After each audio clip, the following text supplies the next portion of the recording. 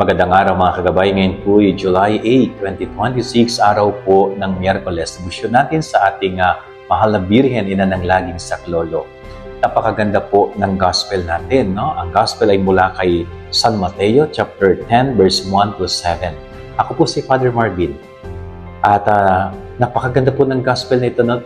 Tinawag, pinili ng Panginoon ng 12 sa kabila ng kanilang kahinaan, sa kabila ng kanilang limitation. Sila ay pinili pa rin ni Jesus at binigyan ng kapangyarihan na maging kabahagi ng kanyang misyon. At ganoon din po sa atin bilang mga tao. Sa kabila ng ating kahinaan, tayo ay pinipili palagi ng Diyos. Kaya sana huwag maging hadlang ang ating limitation, huwag maging hadlang ang ating kakayanan, huwag maging hadlang ang ating kahinaan upang tayo ay makapaglingkod kay Jesus sa simbahan at sa ating kapwa. Yan ang ating gabay-aral ngayong maghapon. God bless po sa inyo lahat. Pagpalain kayo ng Panginoon.